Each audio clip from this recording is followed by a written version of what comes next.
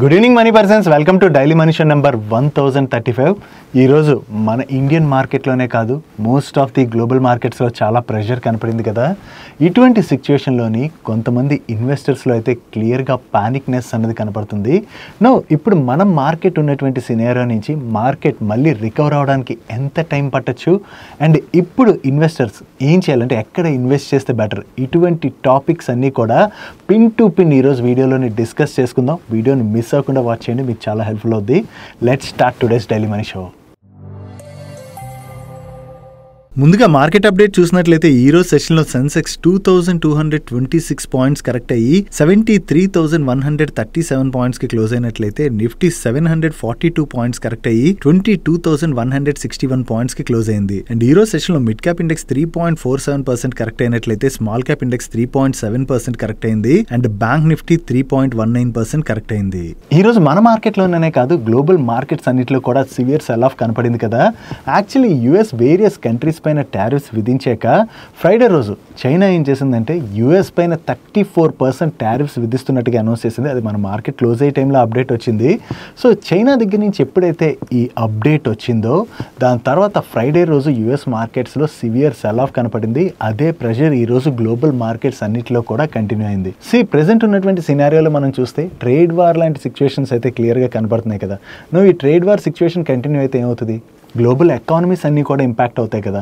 So ఈ global economies impact అవుతాయన్న భయంతోనే global markets అన్నీ కూడా కరెక్ట్ అవుతున్నాయి.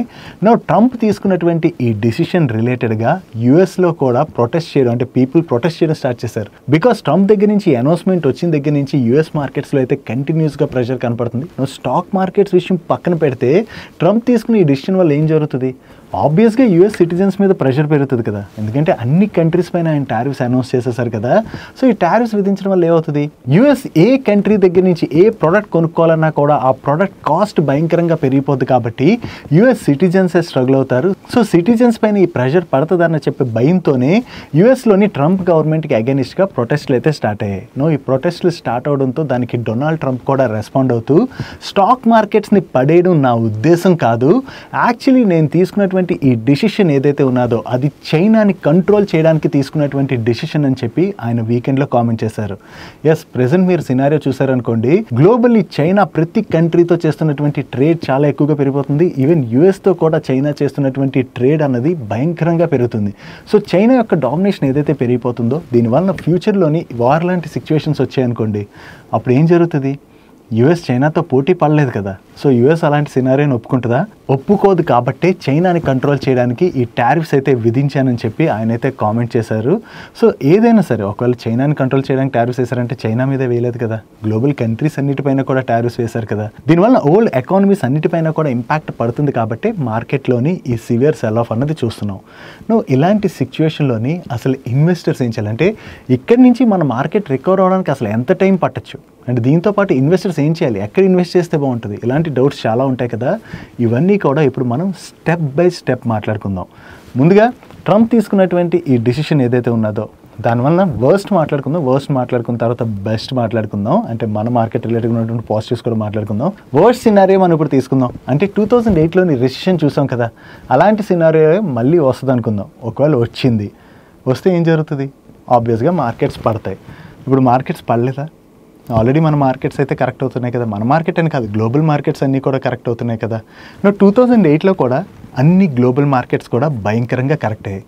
ఆ కరెక్ట్ అయిన తర్వాత మార్కెట్స్ రికవర్ అవ్వలేదా, రికవర్ అయ్యాయి కదా. స్టాక్స్ రికవర్ అవ్వలేదా, క్వాలిటీ స్టాక్స్ ఏవైతే ఉంటాయో ఆ స్టాక్స్ అన్నీ కూడా గ్రాడ్యువల్గా రికవర్ అయ్యాయి. అలాగే ఒకవేళ 2008 లాంటి సినారీ వచ్చిందనుకోండి, ఏం జరుగుతుంది, మార్కెట్స్ కరెక్ట్ అవుతాయి. దాని తర్వాత కొంత టైం పట్టచ్చు కానీ మార్కెట్స్ తిరిగి బౌన్స్ బ్యాక్ అన్నది అవుతాయి. అండ్ దీంతోపాటు క్వాలిటీ కంపెనీస్ ఏవైతే ఉంటాయో ఆ కంపెనీస్ మళ్ళీ గ్రోత్ డెలివర్ చేస్తున్నాయి అనుకోండి, ఆబ్వియస్గా ఆ క్వాలిటీ స్టాక్స్ అన్నీ కూడా రికవర్ అవుతాయి. ఇలాంటి టైంలో స్ట్రగుల్ అయ్యే కంపెనీస్ ఏముంటాయి, జనరలీ బుల్ మార్కెట్లోని ప్రతి స్టాకు పెరిగిపోద్ది కదా. అంటే క్వాలిటీ స్టాక్ కావచ్చు, జంక్ స్టాక్ కావచ్చు, ప్రతిదీ పెరిగిపోద్ది కదా. ఇలాంటి సినారియో వచ్చిన తర్వాత ఈ జంక్ స్టాక్స్ ఉంటాయి కదా, ఆ జంక్ స్టాక్స్ రికవర్ అవ్వడం అన్నది చాలా టఫ్. అలాంటి స్టాక్స్ ఒకవేళ ఉన్నట్లయితేనే మనం కంగారు పడాలి. అలా కాకుండా మన దగ్గర క్వాలిటీ కంపెనీస్ ఉన్నాయనుకోండి, మనం పెద్దగా కంగారు పడవసరం లేదు. ఒకవేళ ఇప్పుడు వర్స్ట్ అయిపోయింది, మన మార్కెట్ రిలేటెడ్ ఉన్నటువంటి పాజిటివ్స్ అంటున్నారు కదా, మన మార్కెట్కి అసలు పాజిటివ్స్ ఏమున్నాయి, సింపుల్, మీకు ఇక్కడ ఒక ఇమేజ్ డిస్ప్లే చేస్తాను చూడండి. ఇది యూబీఎస్ వాళ్ళు రిలీజ్ చేశారు. వేరియస్ కంట్రీస్లోని ఐఫోన్ ప్రొడక్షన్ జరుగుతున్నది కదా. ట్రంప్ విధించినటువంటి టారిఫ్స్ తర్వాత ప్రతి కంట్రీ నుంచి యూఎస్కి ఒకవేళ ఐఫోన్ వెళ్తుందనుకోండి, యాపిల్ ప్రొడక్ట్స్ ఏమైనా వెళ్తున్నాయి అనుకోండి, వాటి యొక్క కాస్ట్ ఎంత పెరుగుతుందో మీరు చూడండి. రిమైనింగ్ కంట్రీస్తో కంపేర్ చేస్తే మన ఇండియాయే బెటర్ పొజిషన్ ఉంది. అంటే ఇండియా దగ్గర నుంచి యాపిల్ ప్రోడక్ట్ని ఒకవేళ ఇంపోర్ట్ చేసుకుంటే ఆ కాస్టే తక్కువగా ఉన్నది. సో మన దగ్గర ప్రొడ్యూస్ అయినటువంటి ప్రొడక్ట్ కాస్ట్ తక్కువగా ఉన్నది కాబట్టి ఇక్కడ ప్రైస్ ఎక్కువగా ఉన్నటువంటి కంట్రీస్ నుంచి యూఎస్ సిటిజన్స్ కొనుక్కుంటారా, మన దగ్గర నుంచి కొనుక్కుంటారా? ఆబ్వియస్గా మన దగ్గర నుంచే కదా కొనుక్కుంటారు. ఐఫోన్ పక్కన పెట్టండి, టెక్స్టైల్ గురించి మనం మాట్లాడుకున్నాం ఆల్రెడీ. ఫ్రైడే థర్స్డే రోజు వీడియోలో మనం క్లియర్గా మాట్లాడుకున్నాం టెక్స్టైల్ ఇండస్ట్రీ గురించి. ఫార్మాసిటికల్స్ కావచ్చు, వేరే అదర్ ఇండస్ట్రీస్ కావచ్చు, అన్ని ఇండస్ట్రీస్లో కూడా రిమైనింగ్ కంట్రీస్ పైన విధించినటువంటి టారిఫ్స్ కన్నా కూడా మన పైన విధించినటువంటి టారిఫ్స్ తక్కువగా ఉన్నాయి కాబట్టి ఇక్కడ మనకి అడ్వాంటేజ్ దొరుకుతుంది. సో దానివల్ల ఏమవుతుంది, మన ప్రొడక్ట్స్ ఎక్కువగా ఎక్స్పోర్ట్ అయ్యేటువంటి అవకాశం ఉన్నది. దీంతో పాటు మనం మాట్లాడుకోవాలంటే మీకు ఇక్కడ ఒక ఆర్టికల్ని చూపెడతాను చూడండి. ఇక్కడ ఏం చెప్తున్నారు, డొనాల్డ్ ట్రంప్ ఇండియాతోని నెగోషియేషన్స్కి రెడీగా ఉన్నట్లుగా వేరియస్ మీడియా ప్లాట్ఫామ్స్ రిపోర్ట్ చేస్తున్నాయనే కాదు, మన కంట్రీ కూడా యూఎస్తోని కంటిన్యూస్గా నెగోషియేషన్స్ జరుపుతుంది కదా. ఒకవేళ ఇది సక్సెస్ఫుల్ అయిందనుకో, అంటే రిమైనింగ్ కంట్రీస్తో కంపేర్ చేస్తే మన కంట్రీ ఇంకా ముందుగా ఉన్నది, అంటే ఫార్వర్డ్ స్టెప్లో ఉన్నది. సో మన కంట్రీతో జరుగుతున్నటువంటి ఈ నెగోషియేషన్స్ సక్సెస్ఫుల్ అయ్యి మన పైన విధించినటువంటి టారిఫ్స్ ఫర్దర్గా రిడ్యూస్ చేస్తే ఏం జరుగుతుంది, రిమైనింగ్ కంట్రీస్తో కంపేర్ చేస్తే మనం అప్పుడు కూడా బెటర్ పొజిషన్లో ఉంటాం కదా. సో దానివల్ల మన ఇండియాకి అయితే క్లియర్గా అడ్వాంటేజ్ కాబోతుంది. దీంతో పాటుగా మరొక సినారియో మనం మాట్లాడుకుందాం. లాస్ట్ 5-6 months నుంచి మన మార్కెట్లో ప్రెషర్ కనబడుతుంది కదా. ఆల్మోస్ట్ అక్టోబర్ నుంచి ఇప్పటివరకు మన మార్కెట్లో కంటిన్యూస్గా ప్రెషర్ చూసాం కదా. వేరేస్ గ్లోబల్ మార్కెట్స్లోని అంత ప్రెషర్ కనపడలేదు. సో మన మార్కెట్స్ ఆల్రెడీ బాగా కరెక్ట్ అయ్యాయి కాబట్టి ప్రెసెంట్ అయితే మన మార్కెట్ బెటర్ వాల్యుయేషన్కే వచ్చింది. ఫర్దర్గా అంటే ఇప్పుడు ఈ రెసిషన్ లాంటి సిచ్యువేషన్ వచ్చిందనుకోండి, మన మార్కెట్లో కూడా ప్రెషర్ కనపడచ్చు. కాకపోతే ఆల్రెడీ ఇంతలా కరెక్ట్ అయిపోయింది కాబట్టి ఫర్దర్గా అంటే గ్లోబల్ మార్కెట్స్తో కంపేర్ చేస్తే మన మార్కెట్లోని ఆ కరెక్షన్ అనేది కొంచెం తక్కువగా కనపడేటువంటి అవకాశం అయితే ఉన్నది. అండ్ దీంతో పాటు ఎప్పుడైనా సరే రెసిషన్ లాంటి సిచ్యువేషన్ వచ్చింది అనుకోండి, ఆ సినారియో రాకముందే మార్కెట్స్ అయితే దానికి రియాక్ట్ అయిపోతాయి. ఇప్పుడు కూడా రెసిషన్ వచ్చిన తర్వాత మార్కెట్స్ కరెక్ట్ అవ్వదు, దానికన్నా ముందే రియాక్ట్ అయిపోతాయి. సో ఆల్రెడీ మన మార్కెట్స్ బాగానే కరెక్ట్ అయ్యాయి కాబట్టి ప్రెసెంట్ మన మార్కెట్స్ అయితే బెటర్ వాల్యుయేషన్స్లోనే ఉన్నాయన్నది మనం అర్థం చేసుకోవాలి. దీంతోపాటు మీరు ఇంకోటి అబ్జర్వ్ చేశారనుకోండి, ఆర్బీఐ కంటిన్యూస్గా లిక్విడిటీని పంప్ చేయడానికి చూస్తుంది. ఈవెన్ ఈ వీక్లో కూడా ఆర్బీఐ మీట్ ఉన్నది కదా. ఈసారి RBI 25 basis points rate cut మళ్ళీ చేయొచ్చు అని చెప్పి మార్కెట్లో ఎక్స్పెక్టేషన్స్ ఉన్నాయి. ఒకవేళ రేట్ కట్ చేశారనుకోండి ఏం జరుగుతుంది, ఎక్కువ మంది లోన్స్ తీసుకుని కన్జంప్షన్ పెరిగేటువంటి అవకాశం ఉంది కదా మన కంట్రీలోని. అది ఒకటి పాజిటివ్. దీంతో పాటుగా రీసెంట్గా బడ్జెట్లో గవర్నమెంట్ ట్యాక్సేషన్ రిలేటెడ్గా ఏదైతే అనౌన్స్మెంట్ ఇచ్చిందో దానివల్ల కూడా ఈ ఇయర్లోని ఎక్కువ మంది దగ్గర డబ్బులు, అంటే ట్యాక్స్ ఎక్కువగా పోదు కాబట్టి డబ్బులు మిగిలేటువంటి అవకాశం ఉంది కాబట్టి ఈ కన్జంప్షన్ అన్నది మన దగ్గర పికప్ అయ్యేటువంటి అవకాశం ఉన్నది.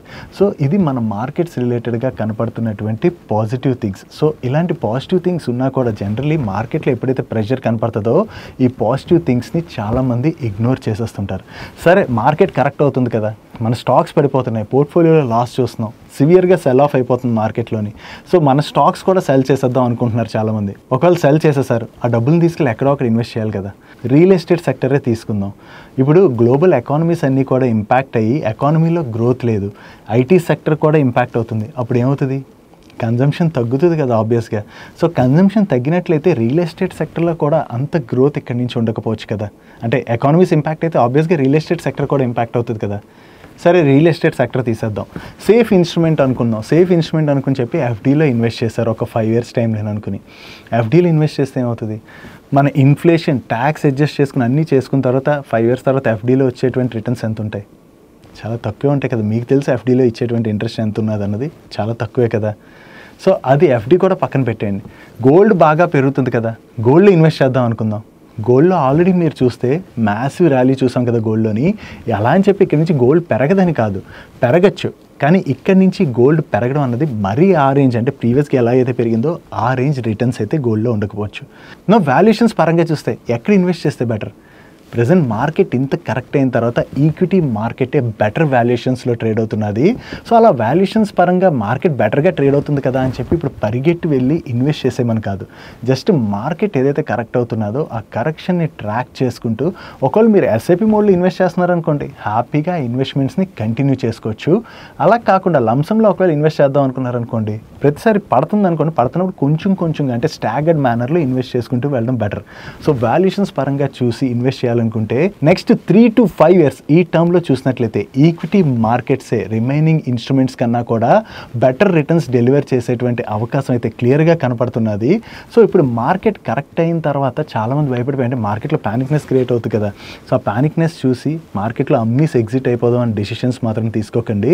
ఇక్కడ జనరల్ అంటే దీని గురించి మార్కెట్ గురించి ఇప్పుడు పాజిటివ్గా మాట్లాడితే 5 to 10% పీపుల్కి అయితే అంటే అది నచ్చకపోవచ్చు, అరే మార్కెట్ గురించి ఇలాంటి టైంలో పాజిటివ్గా మాట్లాడుతున్నారు ఏంటి, అసలు మార్కెట్స్ ఎందుకు రికవర్ అవుతాయి అనిపించవచ్చు.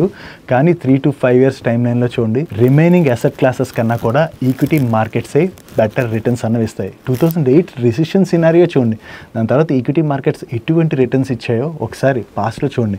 సరే పాస్ట్లో ఇచ్చినటువంటి రిటర్న్స్ ఇప్పుడు రాకపోవచ్చు, ఒకవేళ రావే అనుకుందాం, రాకపోయినా కూడా రిమైనింగ్ అసెట్ క్లాస్ కన్నా కూడా ఈక్విటీ మార్కెట్స్ ప్రెజెంట్ ఉన్నటువంటి వాల్యుయేషన్స్ పరంగా కంపేర్ చేస్తే లాంగ్ టర్మ్లో చూసారనుకోండి, మినిమం 5 years టైం లైన్ పెట్టుకుని చూసారనుకోండి, మీకు బెటర్ రిటర్న్స్ అన్నవి ఇస్తాయి. ఐ హోప్ ఏదైతే అంటే మార్కెట్ రిలేటెడ్గా ఉన్నటువంటి ఇన్ఫర్మేషన్ ఏదైతే ఉందో మీకు షేర్ చేసింది ఈ టైంలో మీకు హెల్ప్ఫుల్ అయిందే అనుకున్నా. హెల్ప్ఫుల్ అయినట్లయితే మన వీడియోని మర్చిపోకుండా లైక్ చేయడానికి ప్రయత్నించండి. అండ్ మార్కెట్లో కనపడుతున్నటువంటి ప్యానిక్నెస్ ఏదైతే ఉన్నదో దాన్ని జస్ట్ ఇగ్నోర్ చేసేసి మీ డీమ్యాట్ అకౌంట్స్ ఏవైతే ఉంటాయో మీ పోర్ట్ఫోలియోస్ ఏవైతే ఉంటాయో కొన్ని రోజులు ఓపెన్ చేయకండి. క్వాలిటీ స్టాక్స్ని హోల్డ్ చేస్తున్నారు అనుకోండి, ఓపెన్ చేయకుండా జస్ట్ క్లోజ్ చేసి పడేయండి. కొన్ని రోజుల్లో అన్నీ సర్దు మణుగుతాయి. అగైన్ ఈక్విటీ మార్కెట్స్ రికవర్ అవడానికి టైం పట్టచ్చు, కానీ ఈక్విటీ మార్కెట్స్ కూడా బాగానే రికవర్ అవుతాయి. డైలీ మార్కెట్ రిలేటెడ్గా ఉండేటువంటి ఇటువంటి ఇంపార్టెంట్ ఇన్ఫర్మేషన్ని మీకు డీటెయిల్గా షేర్ చేయడానికి మన టీం పెడుతున్న ఎఫర్ట్స్ కానీ మీకు హెల్ప్ఫుల్ అవుతున్నట్లయితే మేము మిమ్మల్ని అడుగుతున్నదోటే ఈ వీడియోని మర్చిపోకుండా లైక్ చేయడానికి ప్రయత్నించండి. అండ్ మీరు ఇదే ఫస్ట్ టైం మన ఛానల్కి వచ్చినట్లయితే ఛానల్ని సబ్స్క్రైబ్ చేసుకుని పక్కనున్న బెల్ ఐకాన్లో ఆల్ నోటిఫికేషన్స్ యాక్టివేట్ చేసుకోండి. మా నుంచి వచ్చేటువంటి ఇంట్రెస్టింగ్ వీడియోస్ అన్ని మీకు వెంటనే రీచ్ అవుతాయి. అండ్ యూఎస్ విధించినటువంటి టారిఫ్స్ మన పైన ఈ April 9th నుంచి అమల్లోకి రాబోతున్నాయి కదా. సో April 9th దీని యొక్క డెడ్ లైన్ దగ్గర పడుతుండడంతో మన ఇండియా నుంచి యూఎస్ కి ఎక్స్పోర్ట్స్ ని కస్టమ్స్ అథారిటీస్ చాలా ఫాస్ట్ ట్రాక్ చేసినట్లుగా వేరియస్ మీడియా ప్లాట్ఫామ్స్ రిపోర్ట్ చేస్తున్నాయి. ఎందుకంటే April 9th లోపు ఏవైతే షిప్మెంట్స్ వెళ్ళిపోతాయో ఆ షిప్మెంట్స్ పైన ఈ టారిఫ్స్ పడేటువంటి అవకాశం ఉండదు కదా. సో ఈ టారిఫ్స్ ని ఎస్కేప్ అయ్యేందుకు గాను ఇండియన్ కస్టమ్స్ అయితే వీటిని స్పీడప్ చేసినట్టుగా వీళ్ళు షేర్ చేస్తున్నారు. వీటితో పాటుగా మన కామర్స్ మినిస్ట్రీ ఎక్స్పోర్టర్స్ తోని ఈ వెడ్నెస్డే రోజు ఒక మీటింగ్ అయితే కండక్ట్ చేయబోతున్నారు. ఈ మీటింగ్ లోని ట్రంప్ యొక్క టారిఫ్స్ ఇంపాక్ట్ మన పైన ఏ విధంగా ఉంటుంది అండ్ అలాగే యూఎస్ తోని ట్రేడ్ అగ్రిమెంట్ రిలేటెడ్ గా జరుగుతున్నటువంటి డిస్కషన్స్ రిలేటెడ్ గా వేరియస్ పాయింట్స్ నవి షేర్ చేయబోతున్నట్టుగా కూడా వీళ్ళు షేర్ చేస్తున్నారు. ఇండియా అయితే అన్ని కూడా స్పీడప్ చేసుకుంటూ వెళ్తుంది. అంటే ఈ టారిఫ్స్ నుంచి ప్రస్తుతానికి తప్పించుకుని త్వరలోనే ట్రేడ్ డీల్ చేయడానికి అయితే ఇండియా అయితే ప్రయత్నిస్తుంది. చూడాలి ఎంత త్వరగా ఈ ట్రేడ్ డీల్ ని మనం బ్రేక్ చేస్తాం అన్నది. నెక్స్ట్ యూఎస్ చైనా పైన విధించినటువంటి టారిఫ్స్ తోని చైనా కూడా తిరిగి టారిఫ్స్ అనౌన్స్ చేసిందని చెప్పి మనం ఇందాక మాట్లాడుకున్నాం కదా. దీంతో పాటు చైనా నుంచి ఎక్స్పోర్ట్ చేసేటువంటి రేర్ ఎర్త్ మెటల్స్ ని కూడా చైనా బ్లాక్ చేయడం జరిగింది.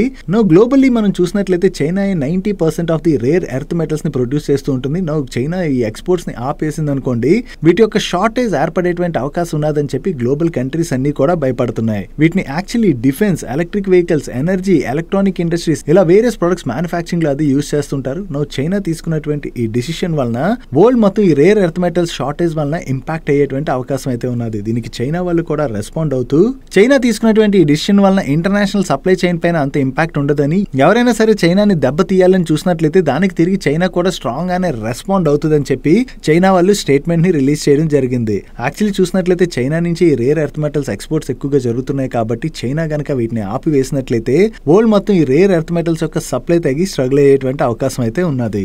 నెక్స్ట్ ఇందాకలే మనం మాట్లాడుకున్నాం కదా, యూఎస్ వేరియస్ కంట్రీస్ పైన ఈ టారిఫ్స్ ఏవైతే విధించిందో ఆ టారిఫ్స్ మనకన్నా కూడా అదర్ కంట్రీస్ పైన ఎక్కువగా విధించడం వలన చాలా రకాల ఇండియన్ ఇండస్ట్రీసే లాభపడబోతున్నట్టుగా నో ఇండియన్ టాయ్ ఇండస్ట్రీ కూడా చైనా అండ్ వియత్నాం పైన యుఎస్ గవర్నమెంట్ విధించినటువంటి ఈ హై టారిఫ్స్ ఏవైతే ఉన్నాయో వాటి వలన లాభపడబోతుందని, సో ఈ అడ్వాంటేజ్ తీసుకునేందుకు గాను మన టాయ్ మ్యానుఫ్యాక్చరర్స్ ఎవరైతే ఉంటారో వాళ్ళందరూ కూడా గ్లోబల్ కంపెనీస్ తోనైతే జాయింట్ వెంచర్స్ ని ఫార్మ్ చేసి కెపాసిటీస్ ని ఎక్స్పాండ్ చేయడానికి వర్క్ చేస్తున్నట్టుగా కూడా వీళ్ళు షేర్ చేస్తున్నారు. ప్రెసెంట్ అయితే వియత్నాం పైన 46%, చైనా పైన 54%, బంగ్లాదేశ్ పైన 37%, ఇలా వేరియస్ కంట్రీస్ పైన మన పైన విధించినటువంటి టారిఫ్స్ కన్నా ఎక్కువగా ఉన్నాయి కదా. దీనివల్ల ఈ కంట్రీస్ నుంచి వెళ్లేటువంటి ప్రొడక్ట్స్ కాస్ట్ పెరిగిపోతుంది కాబట్టి మన ఇండియన్ ఇండస్ట్రీస్ అయితే దీని యొక్క అడ్వాంటేజ్ ని తీసుకోవడానికి ప్రయత్నిస్తున్నట్టుగా మనం అర్థం చేసుకోవచ్చు. ఆల్రెడీ మన కంట్రీ నుంచి టాయ్ ఎక్స్పోర్ట్స్ అయితే కొంచెంగా పెరుగుతున్నాయి. ఇప్పుడు వస్తున్నటువంటి ఈ అడ్వాంటేజ్ ని తీసుకుని మన కంట్రీ నుంచి టాయ్ ఎక్స్పోర్ట్స్ ని కనుక ఇంకా స్ట్రాంగ్ గా పెంచగలిసినట్లయితే ఈ టాయ్ ఇండస్ట్రీ అయితే దీని వలన లాభపడబోతున్నట్టుగా మనం అర్థం చేసుకోవచ్చు. నెక్స్ట్ మిడిల్ క్లాస్ పీపుల్ కి గవర్నమెంట్ దగ్గర నుంచి ఈ రోజు 2 బ్యాడ్ న్యూస్లు వచ్చాయి. దానిలో ఫస్ట్ మన కుకింగ్ గ్యాస్ సిలిండర్స్ ఉంటాయి కదా, ఎల్పిజి సిలిండర్స్, వీటిపైన ₹50 పెంచుతున్నట్టుగా ఈ రోజు గవర్నమెంట్ ఆఫ్ ఇండియా అనౌన్స్ చేయడం జరిగింది. Subsidised and general category customers both customers కి అయితే ఈ ప్రైస్ హైక్ ఉండబోతున్నట్లుగా గవర్నమెంట్ దగ్గర నుంచి అనౌన్స్మెంట్ రావడం జరిగింది. సో గవర్నమెంట్ తీసుకుంటున్నటువంటి ప్రైస్ హైక్ వలన మన ఇళ్లలో యూజ్ చేసుకున్నటువంటి గ్యాస్ సిలిండర్ ధరలు పెరిగిపోబోతున్నట్టుగా మనం అర్థం చేసుకోవచ్చు. దీంతో పాటుగా ఇంటర్నేషనల్ మార్కెట్స్ లో మనం చూసినట్లయితే క్రూడ్ ఆయిల్ ప్రైస్లు కంటిన్యూస్ గా తగ్గుతున్నాయి కదా.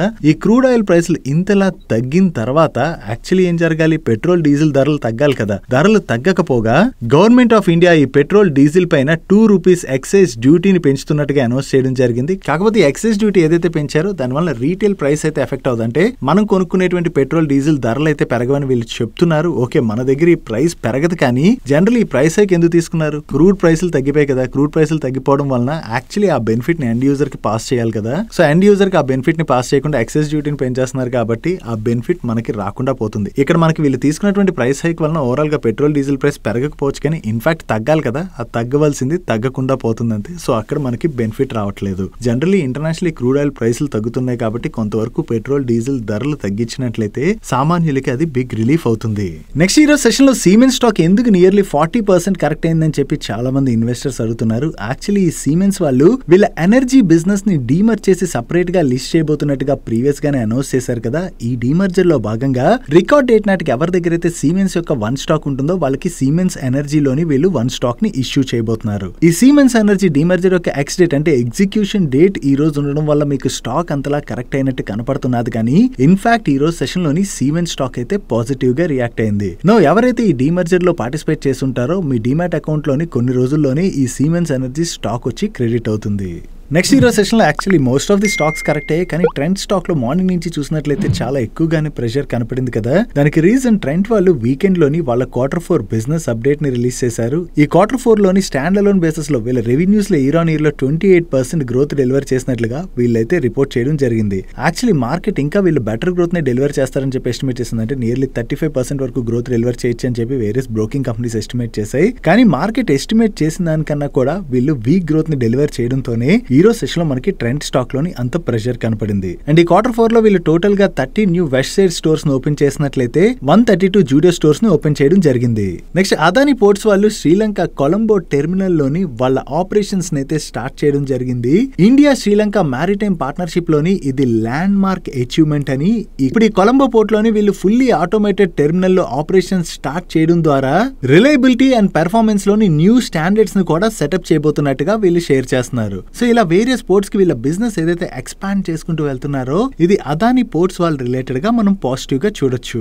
నెక్స్ట్ టాటా పవర్ వాళ్ళు నెక్స్ట్ 2 ఇయర్స్ లోని ముంబైలోని 10 స్ట్రాటజిక్ లొకేషన్స్ లోని 100 megawatt battery energy storage system ని ఇన్స్టాల్ చేయబోతున్నట్టుగా ఈ రోజు అనౌన్స్ చేయడం జరిగింది.